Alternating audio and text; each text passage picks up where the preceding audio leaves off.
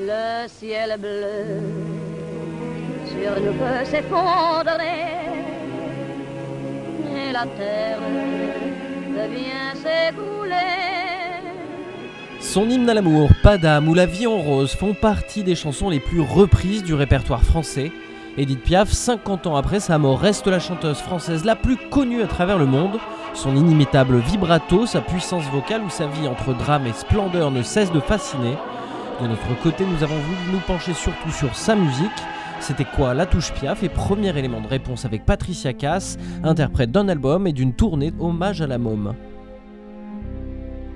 Le ciel bleu sur nous peut s'effondrer.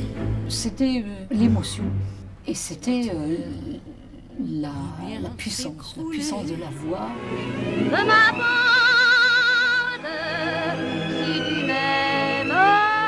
Tu sentais quand elle chantait qu'elle se battait, mais qu'elle n'y arrivait pas et qu'il y avait une fragilité. Une interprète sans égale pour laquelle Charles Dumont a composé certaines de ses plus grandes chansons comme Je ne regrette rien ou Mon Dieu. Son registre, c'était la vérité. C'était de chanter des mots qu'elle avait ou vécu ou qu'elle vivrait dans telles circonstances, dans les circonstances dont elle les chantait. Étonné par la foule qui s'élance et qui danse une folle farandole, je suis emporté au loin. Mais Édith Piaf ne chantait pas des chansons. Édith Piaf, elle créait des chansons. Elle trouvait une idée de mise en scène, une idée d'attitude, une idée de voix.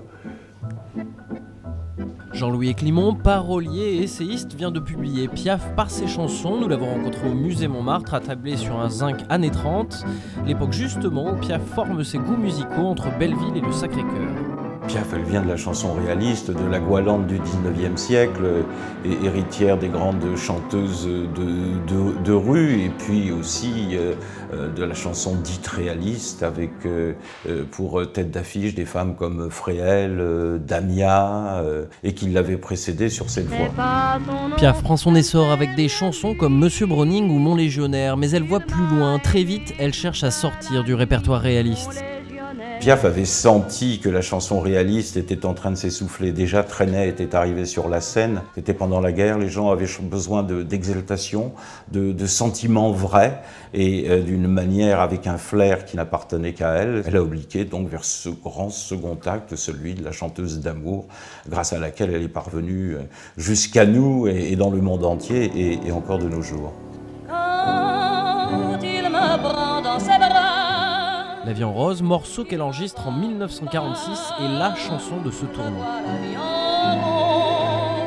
Le succès est énorme, Piaf devient une vedette de music-hall et s'exporte. Son concert en 1956 à New York est un triomphe, mais la star est atteinte de polyarthrite et dépendante à la morphine. En 1959, elle s'effondre sur scène, on dit sa carrière finie. C'est alors qu'elle rencontre Charles Dumont qui lui apporte la partition qui va la relancer.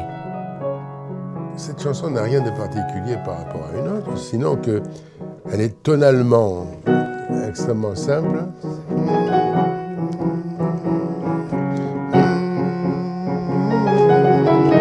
C'est pas compliqué, mais c'est plein de volonté.